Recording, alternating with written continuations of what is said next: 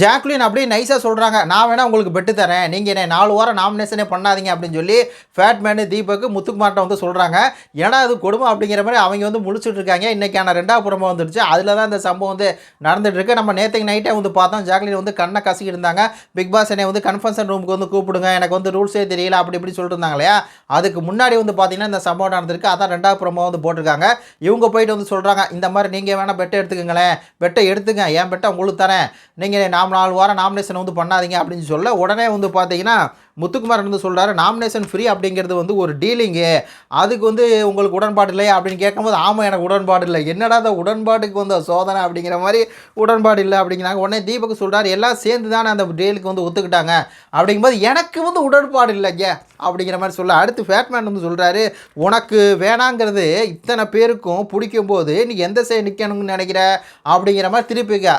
எப்படி வந்து பார்த்தீங்கன்னா ஃபேட்மேன் அப்படியே ஒரு காய நடத்துறாரு.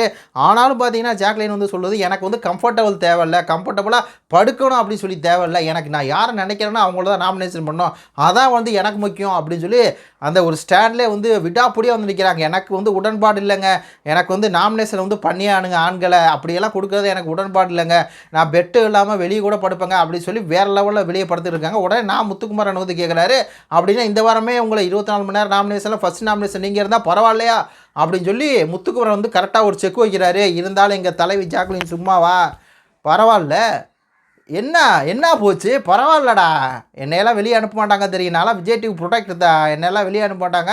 ஆனாலும் வந்து பார்த்திங்கன்னா வீரமாக வந்து பேசுகிறாங்க, அதெல்லாம் ஒன்றும் பிரச்சனை இல்லை, நான் முதலாக வெளியே போனால் கூட எனக்கு எந்த பிரச்சனையும் இல்லை, ஆனால் எனக்கு உடன்பாடு இல்லை உடன்பாடு இல்லை உடன்பாடு இல்லை அப்படின்னு சொல்லி பார்த்தீங்கன்னா இங்கே நல்லா வந்து பேசியிருக்காங்க. அது மாதிரி எல்லாத்துட்டையும் வந்து பேசியிருக்காங்க. எல்லா பெண்களுமே வந்து நீ உடன்பாடு இல்லைன்னா உடன்பாடு இல்லைன்ட்டு போமா அப்படின்னு சொல்லி பார்த்தீங்கன்னா எல்லோரும் உதாசீனப்படுத்திட்டாங்க அப்படிங்கிற மாதிரி தான் இருக்குது. இந்த புறமோ பற்றின உங்களுடைய கருத்துக்களை வந்து சொல்லுங்கள். நன்றி, வணக்கம்.